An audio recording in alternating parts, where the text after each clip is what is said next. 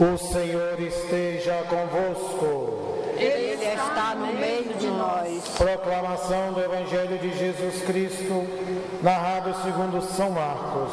Glória a vós, Senhor.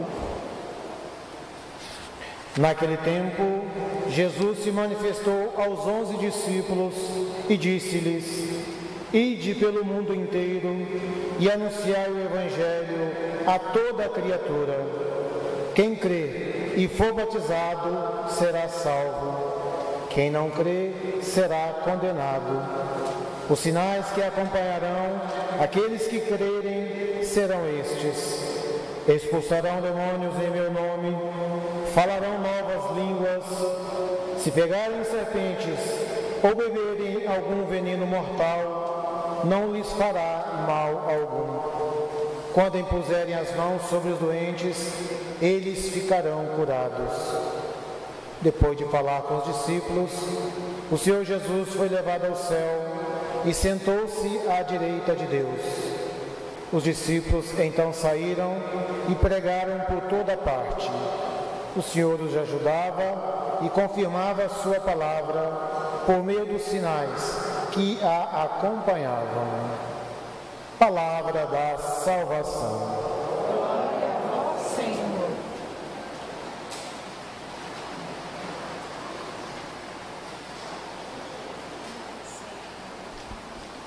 Boa noite, irmãos.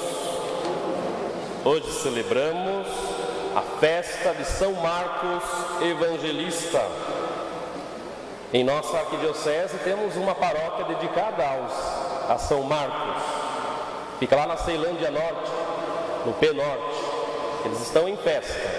E nós, porque somos da arquidiocese de Brasília, também nos unimos a eles neste dia festivo. São eles que atendem todo o P Norte, os franciscanos que lá estão e uma parte do sol nascente. São Marcos, melhor dizendo, João Marcos, o nome composto, ele era parente de Barnabé, muito disposto a querer seguir Jesus Cristo. Barnabé, vocês sabem que estava também unido ao apóstolo Paulo, nas suas grandes navegações, nas suas grandes evangelizações. João Marcos era muito novinho e na primeira empreitada que ele vai com Barnabé e Paulo, ele desanima, porque não tem o mesmo vigor de Paulo e Barnabé. Então Paulo, que é uma pessoa firme, mandou ficar um pouquinho para que crescesse na fé. E Deus, irmãos, Ele organiza toda a evangelização. Nós pensamos que somos nós que organizamos a evangelização, mas Deus pensa em tudo. Por quê? Olha só que interessante. Os judeus não estavam mais em Jerusalém, porque através da perseguição do Império Romano, eles começaram a abandonar a Judéia, a Galileia, e a começar a até mesmo chegar em Roma. Pedro, o príncipe dos apóstolos, não sabia falar grego. Naquela época, falar grego era como se falássemos inglês hoje, era a língua comercial, todos precisavam falar grego. Só que Pedro, vocês conhecem a história de Pedro, pescador, não tinha muito conhecimento intelectual, não sabia falar grego. Pedro recolhe João Marcos junto dele para ir a Roma. Só que Roma, aqueles que ali moravam falavam em latim. E por que então Pedro chamou João Marcos? Porque em Roma já havia se estabelecido os bairros judaicos e os judeus falavam grego. Pedro, que teve a missão de evangelizar os judeus, vai até Roma para acudir à evangelização, porque em Roma não havia nenhum bispo, nenhum. Pedro abandona Jerusalém, o bispado de Jerusalém, deixa ali o seu irmão André e vai a Roma em favor dos judeus que ali estavam. A igreja, ela é católica. E o que significa ser católica? Ela é universal. Ela é para todos. Todos são chamados a participarmos desta evangelização. A porta da igreja está aberta a todos. Todos são chamados a conhecerem Jesus Cristo, como você e eu temos conhecido. Só que para isso é necessário nos revestirmos da santa humildade. Esta humildade, primeiramente, diante de Deus, porque nós somos necessitados do amor dele, somos necessitados da misericórdia dele. E se ele tira a mão da nossa cabeça, o que acontece conosco? Perdemos a graça, perdemos a fé, abandonamos a igreja, abandonamos tudo. Por isso pedimos: Senhor, não tira a mão da nossa cabeça, porque se a tua mão não paira sobre nós, nós abandonamos tudo, por qualquer coisa. Abandonamos a fé, abandonamos a sã doutrina, e Deus está nos ajudando. Depois, no relacionamento mútuo, se nós somos soberbos uns com os outros, aqueles que precisam conhecer Cristo, aqueles que estão fora da igreja, nunca conseguirão enxergar em nós este sinal de humildade. Por isso a humildade faz parte da evangelização. Sede sóbrios e vigilantes. O vosso adversário, o diabo, rodeia como um leão a rugir, procurando a quem devorar. Em outra passagem da Escritura nós vamos escutar assim: ao sairmos por aquela porta, estará ali o diabo, pronto para nos devorar. É isso que o demônio quer fazer conosco. Está faminto, no sentido de querer arrancar a todos nós da igreja, do conhecimento da verdade. Ele está furioso. Todas as vezes que levantamos as mãos, juntos com a igreja, e rezamos o Pai Nosso, comungamos o corpo e o sangue de Cristo, o demônio fica raivoso e quer nos atacar. E depois que nos ataca, depois que faz com que pequemos, nos apresenta a cada um de nós como se fôssemos um lixo. É assim que o demônio faz conosco. Sede sóbrios e vigilantes. A vigilância é necessária e importante para todos nós. O que significa estar vigilante? Estar na expectativa. Qual expectativa? Na expectativa de que o Senhor vai vir. Essa deveria ser a nossa maior ansiedade. Só que o mundo padece de uma ansiedade terrena. Já perceberam que o mal do século hoje é a ansiedade? E a ansiedade, se ela não é controlada, gera a depressão, a tristeza. Muitos irmãos nossos antecipam o dia de amanhã.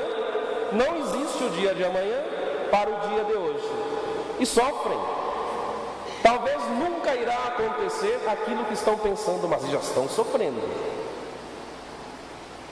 Esta sobriedade, o que quer dizer? Estar com discernimento. Por exemplo, aquele que se embriaga, aquele que faz uso do álcool, que não tem controle, ele perde a noção da realidade.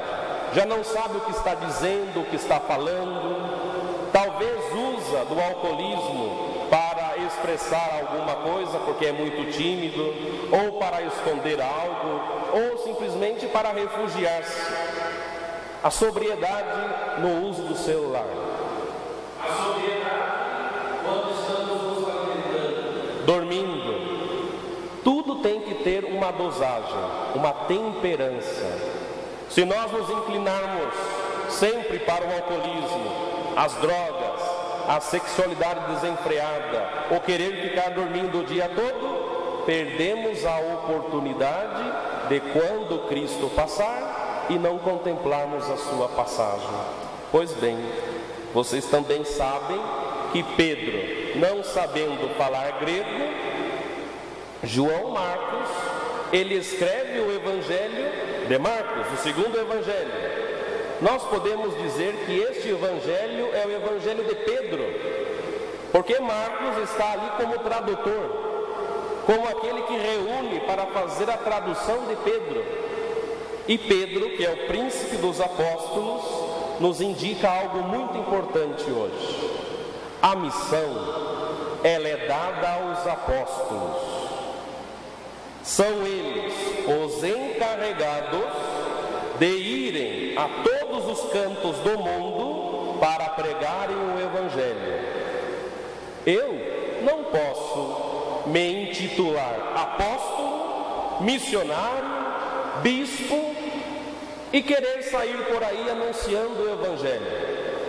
Se eu não tenho o envio da igreja, a autoridade que a igreja me concedeu, esta evangelização que eu estou fazendo, ela é inválida, porque não tem uma certificação. Certificação de quê? De o Espírito Santo agir através da igreja.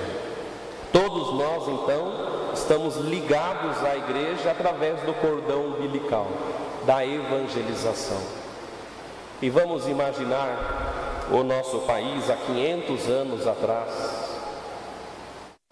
E aqui não quero entrar em nenhuma ideologia, vamos entrar simplesmente na história. Vieram os portugueses para este lado do mundo. Quais interesses? Não importa. O que fizeram? Não importa. O que eles trouxeram para nós de maior bem? A fé. Deus usou deles, desses homens corajosos que há 500 anos atrás, a navegação, a orientação pelo mar era quase que nula, saíram da sua terra, vieram a este lugar para nos trazer algo precioso, a evangelização, a fé. O que nós mais recebemos de importante desses homens? A fé. Bendito é Deus, porque eles vieram até este lugar e nos anunciaram Jesus Cristo. Por isso a fé não está reservada somente a nós. A evangelização não está resumida à paróquia Maria Imaculada. Não está reservada à Arquidiocese de Brasília. A fé é universal. Os índios que lá estão, lá no meio da Amazônia, algumas tribos ainda nunca tiveram contato com os homens, digo a civilização. Eles também precisam conhecer Jesus Cristo? Sim, Cristo quer ser conhecido por todos nós. Nós, que agora, através da igreja, somos enviados a esta missão, precisamos partir com este desejo. Eu que conheci Jesus Cristo, fiz a experiência da ressurreição, sou eu agora que vou testemunhar, não por mim, mas porque a igreja está me enviando. E no final da missa o padre vai dizer: ide em paz e que o Senhor vos acompanhe. Significa, vão para a missão. Aqueles que ficaram lá em casa precisam hoje, agora, urgentemente, escutar uma palavra de salvação. Quantas pessoas Deus proporcionou para nós durante este dia para escutar uma bendição? Já pensaram nisso? Aquela pessoa que você não suporta muito, mas Deus quer usar de você para que aquele irmãozinho se sinta amado por Ele através de você. E talvez você foi um pouco grosso com ele, rejeitou, desprezou. Aquele que pediu uma moeda no semáforo, você mandou ele não sei para onde. Deus usa de nós para que os irmãos, aqueles que ainda não conhecem a fé, se sentirem amados também por Ele. Só que Deus não vai andar pelas ruas, batendo de casa em casa, falando conosco. Ele usa de nós, não porque precisa de nós, mas quer fazer a cada um participantes desta evangelização. Ser consciente do batismo significa dar razão à nossa existência. Se não fosse a ressurreição de Cristo, já se perguntaram o motivo de estarmos aqui? Teria alguma razão de estarmos aqui vivendo? Trabalhar, cuidar da esposa, dos filhos, e os sofrimentos, isso e aquilo? Qual seria o sentido para tudo isso? Eu estou aqui para evangelizar. Como? Através dos sinais da humildade, do amor, da obediência. E assim, o Senhor ajuda cada um de nós, como também ajudou os apóstolos. Quais sinais o Senhor entregou a eles? Que expulsariam demônios, que falariam novas línguas, que se pegassem serpente ou beberem algum veneno mortal, nada os faria mal. Pois bem, esses sinais nos acompanham ainda. A igreja passa por diversas tribulações. Quantas e quantas pessoas criticam a igreja porque tem este pensamento, porque alguns padres fazem assim, os bispos fazem daquele jeito. Imaginem vocês que a igreja continua a sua missão neste mundo. E já termino.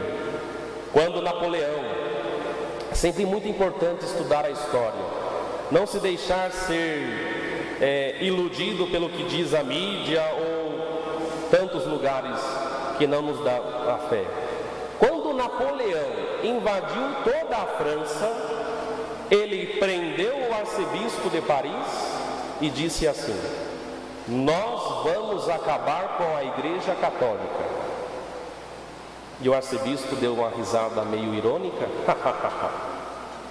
Nem nós, que estamos dentro da igreja, conseguimos acabar com ela.